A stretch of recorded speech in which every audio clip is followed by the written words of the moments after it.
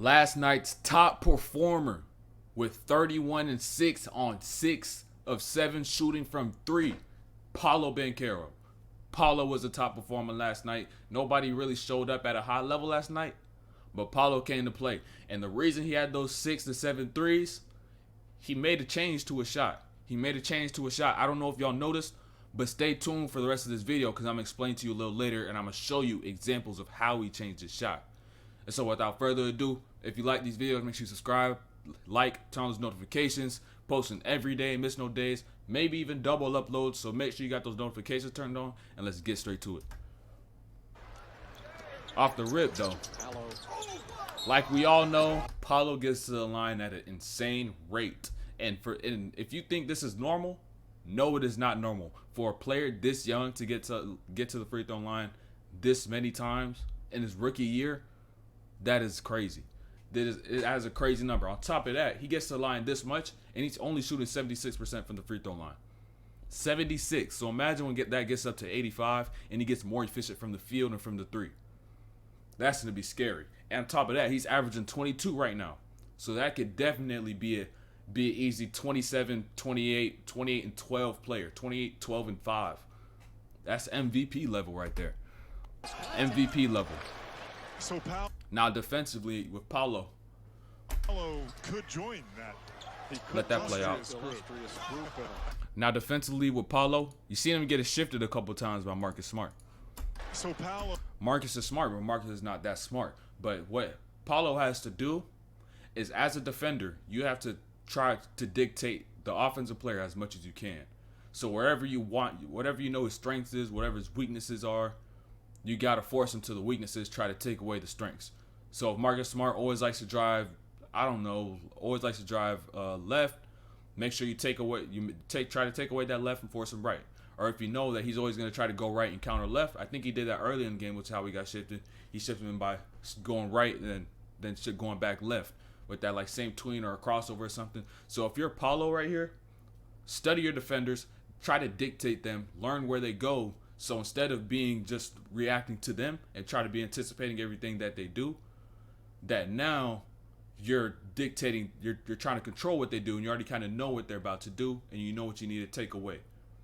And so I don't know if y'all know exactly what I'm saying, because if you don't know what you want to do with them, you're always going to anticipate that first move they make, and so you'll always get shifted. I had to learn that the hard way. I used to do that. I didn't know how to force a defender a certain way, like to a particular direction or to their weakness. And then you always get shifted on that first move. He could join that illustrious group in a second field goal. Banchero, pump fakes, great cut, full. Please do this. I was saying this in my other video, but please do this every time Paolo gets into his breakdowns, to his post ups. It's gonna make the game so much easier for us. I'm tired of seeing everybody just stand around with bug eyes looking at Paolo go to work like you're not supposed to be doing nothing. Like just stand in the corner like this. Like, what is you doing? Move, bro. It's not no watch party. It's not no watch party. But the reason for Paolo Banchero's 6 3-pointers is he made a change to his jump shot, like I said before. And now on these first, I got a few clips randomly from throughout the season, from October, from November, from a couple weeks ago, still in this December, of his misses. And now what I want you to notice is how long he's holding the ball in his hands as he's going up into a shot. Notice as once he gets to that top of his jump, how the ball's still in his hands, and he's kind of shooting it like he does a mid-range jumper. Like you would see a guy like Kobe or Jordan shoot a mid-range shot. They'll get to the top, hold it, and then let it go. But when you shoot threes, you can't shoot it that same way. You have to let it go a little earlier. It has to be a little more smooth, a little more fluid, have better fluidity. And so on these clips, I just want you to notice how long that ball is in his hands as he reaches the top of his shot. Here's Paolo. He'll shoot for 3, and that's all. That little clutch right there. Third game of the year for both clubs. Banchero, a step back 3 is all harder. Recognize it. Banchero, another 3 on its way. It's something small, but recognize it. Banchero up top. Right now, they're finding a way to get some stop. It's not rocket science. That's a lot of. He will do that when his feet are set. He makes a lot. 8. Banchero now in towards Stevens. A disjointed offensive sequence. Paolo, top of the arc. Recognize it. Recognize it. Recognize it. Banchero open for 3. All bricks. All bricks. Banchero firing for 3. So it's almost like he was shooting on his way down instead of on his way up. You'll see some of the best shooters shoot their three-pointers almost on the way up, unless they have a lot of upper body strength, and then they could two-motion it from 3, which you see in like a Ray Allen or some of those shooters like that. But now on this night, I want you to notice how he changed that hitch. He started letting the ball go a little earlier, so now his shot looks more smooth. It looks more smooth. The ball's getting out of his hands a little bit more. He's going forward with the shot. He's not having that like almost throw of a shot. Some people could do it, but for Paolo, it's a case-to-case basis. But for Paolo, this is the best way for him to shoot. Penalty to flagrant foul, but there's no question. It was there a little bit. You'll see a little more in these ones.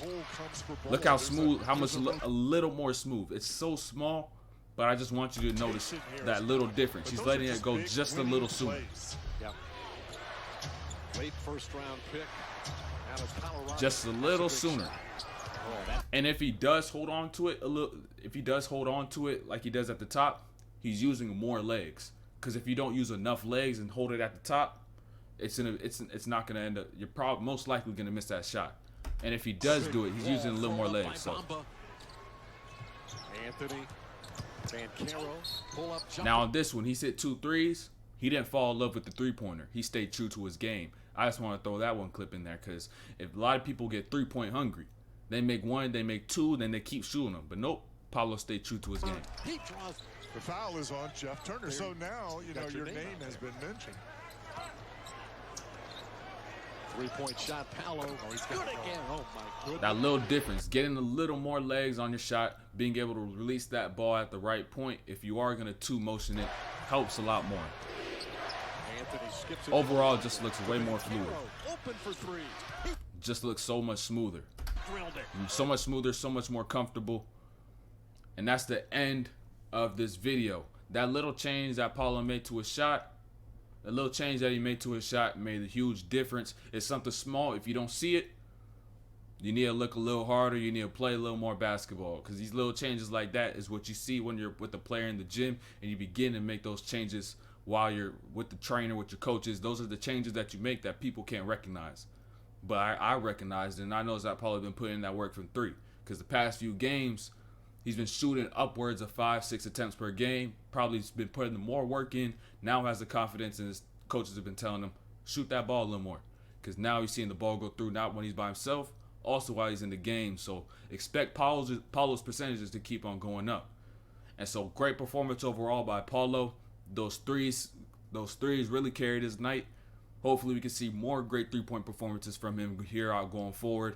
And hopefully we can also keep this win streak up against Atlanta tonight. Hopefully we can. We'll see. If we don't, hopefully we keep learning and improving. But if not, it is what it is, man. All great things always have to come to an end. But I ain't hoping for an end tonight. And so that's the end of this video. Make sure you subscribe, like, turn on those notifications, and we out of here.